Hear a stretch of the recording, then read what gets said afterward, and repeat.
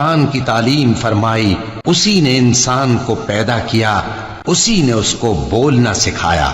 سورج اور چاند ایک حساب مقرر سے چل رہے ہیں، اور بوٹیاں اور درخت سجدہ کر رہے ہیں، اور اسی نے آسمان کو بلند کیا اور میزان عدل قائم کر دی کہ اس میزان میں حد سے تجاوز نہ کرو، اور انصاف کے ساتھ ٹھیک تولو اور تول کم مت کرو۔ اور اسی نے خلقت کے لیے زمین بچھائی، اس میں میوے اور کھجور کے درخت ہیں جن کے خوشوں پر غلاف ہوتے ہیں، اور اناج جس کے ساتھ بھس ہوتا ہے، اور خوشبودار پھول۔ تو اے گروہ جن و انس، تم اپنے پروردگار کی کون کون سی نعمت کو جھٹلاؤ گے؟ اسی نے انسان کو ٹھیکرے کی طرح کھنکھناتی مٹی سے بنایا اور جنات کو آگ کے شعلے سے پیدا کیا، تو تم اپنے پروردگار کی کون کون سی نعمت کو جھٹلاؤ گے؟ وہی دونوں مشرقوں اور دونوں مغربوں کا مالک ہے، تو تم اپنے پروردگار کی کون کون سی نعمت کو جھٹلاؤ گے؟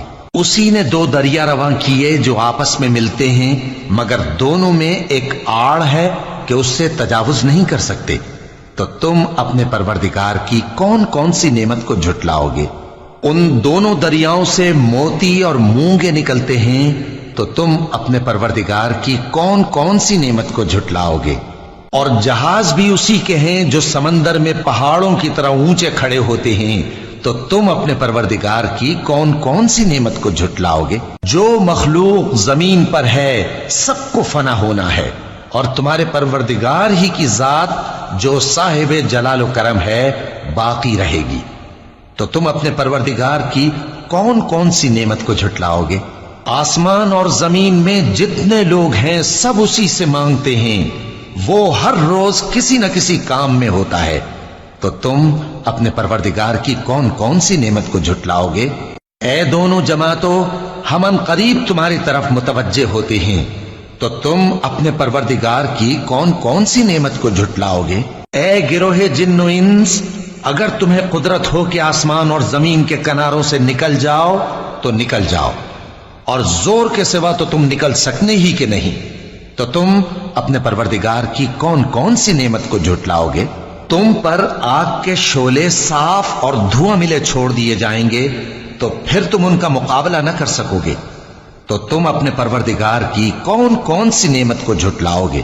پھر جب آسمان پھٹ کر تیل کی تلچھٹ کی طرح گلابی ہو جائے گا تو وہ کیسا ہولناک دن ہوگا، تو تم اپنے پروردگار کی کون کون سی نعمت کو جھٹلاؤ گے؟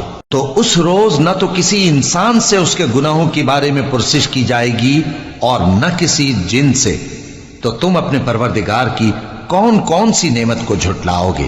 گناہگار اپنے چہرے ہی سے پہچان لیے جائیں گے، تو پیشانی کے بالوں اور پاؤں سے پکڑ لیے جائیں گے، تو تم اپنے پروردگار کی کون کون سی نعمت کو جھٹلاؤ گے؟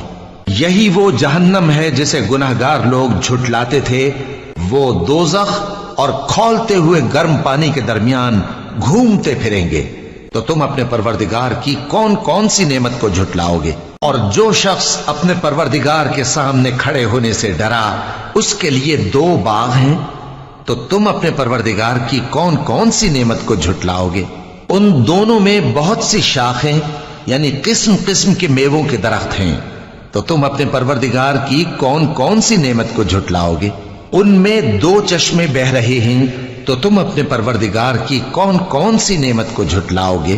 ان میں سب میوے دو دو قسم کے ہیں، تو تم اپنے پروردگار کی کون کون سی نعمت کو جھٹلاؤ گے؟ اہل جنت ایسے بچھونوں پر جن کے استر اطلس کے ہیں تکیہ لگائے ہوئے ہوں گے، اور دونوں باغوں کے میوے قریب جھک رہے ہیں، تو تم اپنے پروردگار کی کون کون سی نعمت کو جھٹلاؤ گے؟ ان میں نیچی نگاہ والی عورتیں ہیں جن کو اہل جنت سے پہلے نہ کسی انسان نے ہاتھ لگایا اور نہ کسی جن نے، تو تم اپنے پروردگار کی کون کون سی نعمت کو جھٹلاؤ گے؟ گویا وہ یاقوت اور مرجان ہیں، تو تم اپنے پروردگار کی کون کون سی نعمت کو جھٹلاؤ گے؟ نیکی کا بدلہ نیکی کے سوا کچھ نہیں ہے، تو تم اپنے پروردگار کی کون کون سی نعمت کو جھٹلاؤ گے؟ اور ان باغوں کے علاوہ دو باغ اور ہیں، تو تم اپنے پروردگار کی کون کون سی نعمت کو جھٹلاؤ گے؟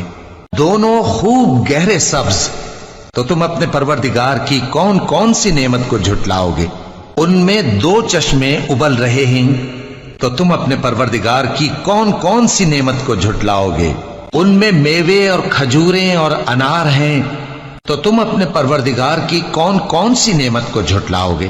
ان میں نیک سیرت خوبصورت عورتیں ہیں، تو تم اپنے پروردگار کی کون کون سی نعمت کو جھٹلاؤ گے؟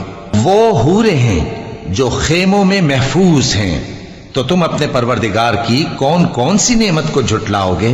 ان کو اہل جنت سے پہلے نہ کسی انسان نے ہاتھ لگایا اور نہ کسی جن نے، تو تم اپنے پروردگار کی کون کون سی نعمت کو جھٹلاؤ گے؟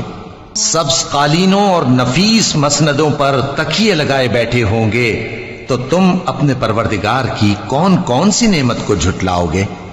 اے نبی صلی اللہ علیہ وآلہ وسلم، تمہارا پروردگار جو صاحب جلال و کرم ہے، اس کا نام بڑا بابرکت ہے۔